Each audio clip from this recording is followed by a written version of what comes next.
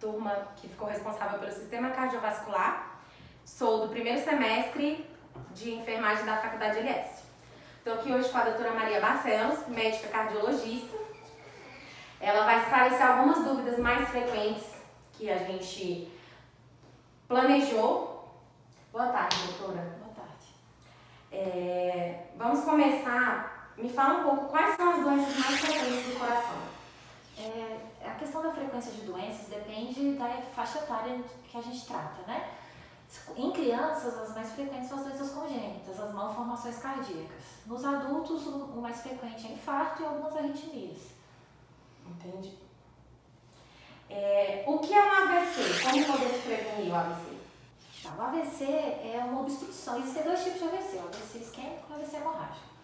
O AVC é uma obstrução de uma artéria cerebral ou o rompimento de uma artéria cerebral. Quando é obstrução, é o AVC isquêmico. No caso de rompimento, é o AVC hemorrágico. A forma de prevenção do AVC é a mesma de qualquer doença aterosclerótica, doença de acúmulo de colesterol formando placas arteriais, né? Então, bons hábitos de vida como a alimentação correta, fazer atividade física quando bem indicada, né?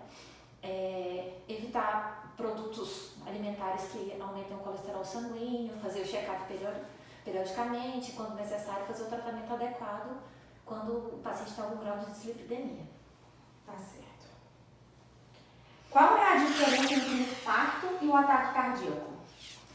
Ataque cardíaco é um nome não técnico que muitas vezes é usado para falar sobre infarto. Mas às vezes também esse termo é usado para se referir a uma parada cardíaca. Então, infarto é um termo mais técnico para uma obstrução arterial de uma das coronárias, né? Uma das artérias do coração. Isso é o infarto. O ataque cardíaco, normalmente, ele é um termo usado para se referir a um infarto, mas pode ser também um paciente que teve uma parada cardíaca ou algum mal súbito. Muitas vezes o termo usado é o ataque cardíaco, mas de uma forma leiga, né? Um termo leigo. Entendi. Como se diagnostica a hipertensão?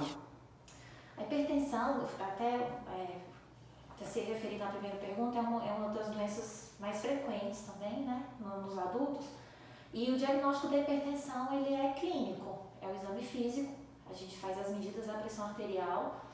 Aí existem alguns critérios, depende, faz a medida ambulatorial, que é a medida na consulta, se a pressão der alterada, dependendo do nível que a pressão deu, a gente já diagnostica na primeira consulta e já inicia o tratamento, seja lá qual for.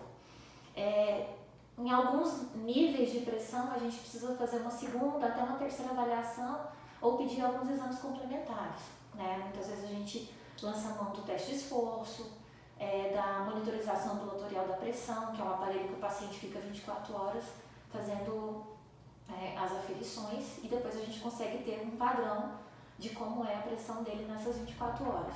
Então, o diagnóstico basicamente é clínico, né, no consultório, mas existem essas ferramentas adicionais. Tá certo. Por que infartos em pessoas jovens são mais letais do que em pessoas idosas? As causas de infarto nos jovens, elas não são exatamente as mesmas causas do infarto nos idosos. Muitas vezes o infarto no jovem está relacionado ao uso de drogas ou alguma malformação cardíaca, o que acaba aumentando a letalidade. Quando o infarto ele é por isquemia cardíaca, por placa de ateroma, como é no idoso, no jovem de fato ele é mais letal, né? A gente considerando a mesma causa, ainda assim no jovem ele é mais letal pelo seguinte: o coração do jovem ele não é adaptado para um mau funcionamento, vamos dizer assim. E o do idoso ele já teve anos para se readequar, para se readaptar. Então, se ele tem placas de colesterol nas artérias, o coração velho, o coração idoso, ele forma artérias extras. Ele mesmo se revasculariza gradativamente no passar dos anos. Então, ele já tem meio que uma adaptação para funcionar com as condições não ideais. O jovem não. O jovem, o coração não passou por grandes baques, não precisou dessa readaptação. Então, se ele perde uma artéria por obstrução, né, por um infarto, aquele território que é vascularizado por aquela artéria que foi obstruída, ele se perde, né? Então, em geral, os infartos são piores por esse motivo. Tá certo. Quais são os sintomas de uma arritmia? Existem inúmeros tipos de arritmia, né? Inclusive a arritmia é uma subespecialidade dentro da cardiologia, de tão amplo que é essa doença, né? Mas normalmente está relacionado à palpitação, sensação de coração acelerado, ou o contrário, sensação de que o coração está muito lento. No caso das bradiarritmias, as arritmias lentas, o paciente pode ter desmaios, pode ter sensação de tontura, pode ter náuseas. E já nas taquiarritmias, que são as arritmias aceleradas, as arritmias rápidas, o paciente pode ficar agitado, pode sentir o coração batendo no pescoço, né? O paciente muitas vezes refere que sente o coração batendo aqui em cima no pescoço, ou sente dor de cabeça muito intensa. Então depende do tipo de arritmia, mas as mais frequentes são as taquiarritmias, são as aceleradas, e normalmente o paciente refere isso, o coração batendo muito rápido e a sensação do coração batendo no pescoço. Entendi.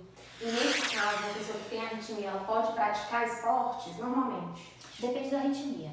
Existem arritmias que a gente chama de benignas, são arritmias leves, arritmias que não interferem muito na rotina do paciente. Muitas delas são tratáveis de forma mais fácil e não geram grandes consequências. Mas existem as arritmias mais graves e que geram risco de morte, né? Assim, quando não tratadas. Então, tem muitos tipos de arritmias, você fazendo um tratamento adequado, o paciente pode fazer atividade física sem nenhuma limitação. Já outras arritmias, por exemplo, é muito comum não, mas esses atletas que morrem durante a prática de atividade, né, no futebol, em maratonas, muitos deles têm o que a gente chama de hipertrofia ventricular. A musculatura do ventrículo ela é aumentada. E aí, esse aumento ele é ainda pior com a prática da atividade física. Então, a gente precisa que o paciente deixe de praticar atividade física para poder ter uma regressão dessa hipertrofia, que aumenta muito o risco de morte. Então, nesse caso, o paciente não deve praticar. Tá? Mas são casos específicos em que a arritmia não é tratável de forma eficaz e segura. Mas, em geral, as arritmias elas são tratáveis e o paciente não tem nenhuma limitação na vida. Entendi. E como é o tratamento dessas arritmias? Quais são, no geral, os mais comuns de se tratar? O tratamento pode ser medicamentoso, né? Um antiarrítmico, existem inúmeros antiarrítmicos que a gente pode lançar a mão.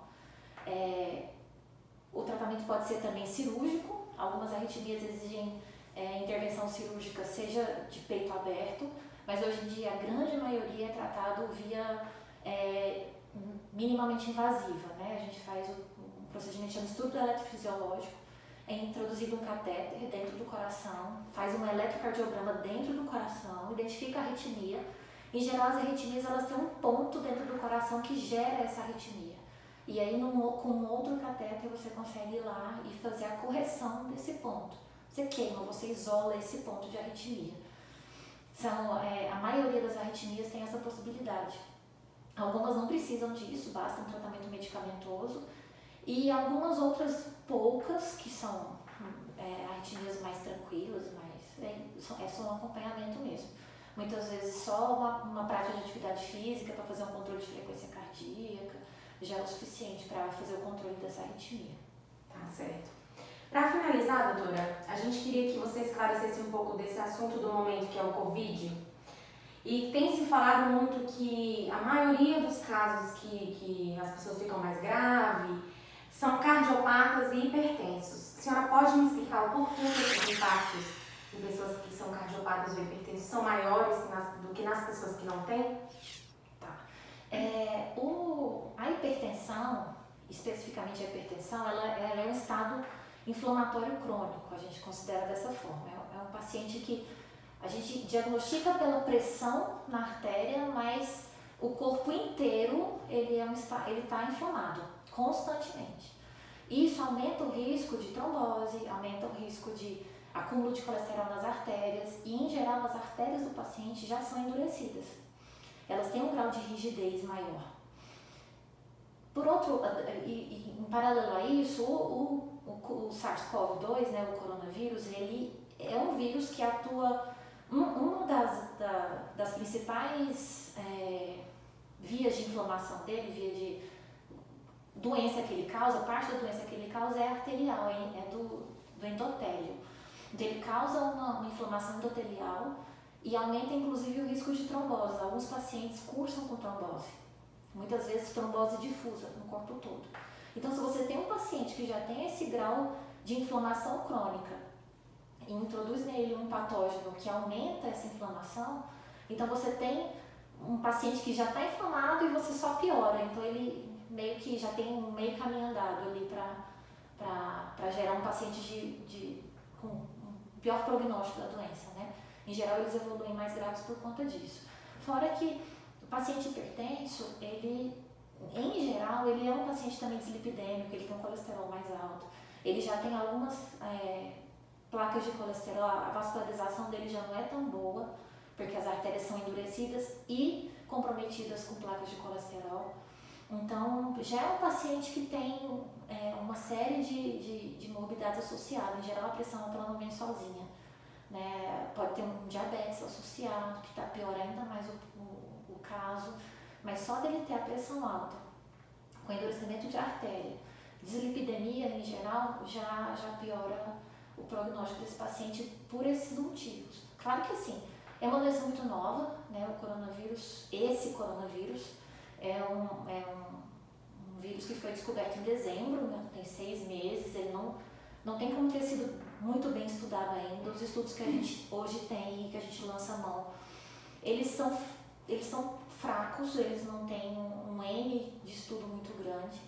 Então é muita especulação e pouco conteúdo realmente científico. Então o que a gente acredita que aconteça é isso que eu comentei. Né, mas tem muita coisa ainda para ser descoberta, enfim, a gente nem tem um tratamento ainda específico para a doença, né? Mas a princípio o risco maior dos cardiopatas é por esse motivo. Tá certo, doutora. Muito obrigada pelos esclarecimentos. Espero que a gente tenha conseguido tirar dúvidas da maioria das pessoas. Tá?